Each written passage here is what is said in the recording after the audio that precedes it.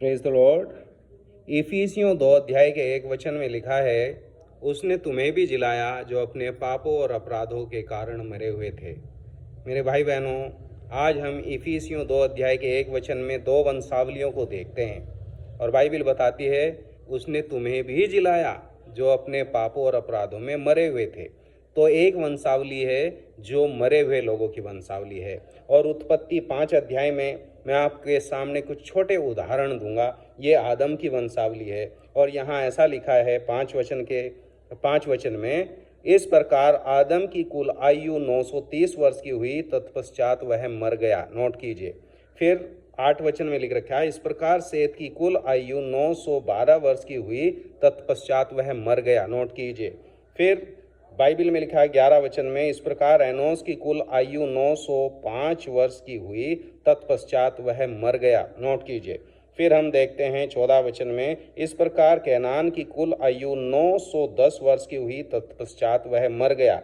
फिर हम देखते हैं 17 वचन में, इस प्रकार महलेल की कुल आयु 895 वर्ष की हुई, तत्पश्चात वह मर गया। नोट कीजिए। फिर हम पढ़ते हैं 20 वचन में, इस प्रकार येरेद की कुल आयु 962 वर्ष की हुई, तत्पश्चात वह मर गया। आगे देखिए 24 वचन में, हनोक परमेश्वर के साथ साथ चलता था, फिर वह लोप हो गया और क्योंकि परमेश्वर ने उसे उठा लिया।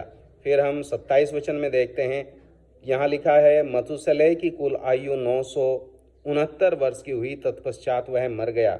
और 31 वचन में लिखा है, इस प्रकार लेमेक की कुल आयु 717 वर्ष की हुई, तत्पश्चात वह मर गया। आदम की वंशावली में आपको एक शब्द बार बार मिलेगा, वह मर गया, तत्पश्चात वह मर गया।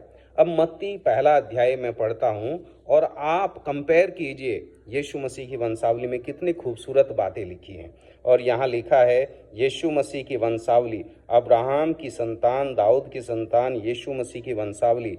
अब्राहम से इसहाक उत्पन्न हुआ। नोट कीजिए। इसहाक से याकूब उत्पन्न हुआ, याकूब से यहूदा और उसके भाई उत्पन्न हुए, यहूदा और तामार से फरीस और जोरे उत्पन्न हुए, फरीस से हिस्रोन उत्पन्न हुआ, हिस्रोन से एराम उत्पन्न हुआ और एराम से अम्मीनादाब उत्पन्न हुआ, अम्मीनादाब से नहसोन और नहसोन से सलमोन उत्पन्न हुआ और सलमोन और राहब से बोआज उत्पन्न हुआ और बोआज और रूत से ओबेद उत्पन्न हुआ और ओबेद से यीशु उत्पन्न हुआ और यीशु से दाऊद राजा उत्पन्न हुआ। और अगर हम आगे भी पढ़ते जाएंगे तो एक ही शब्द है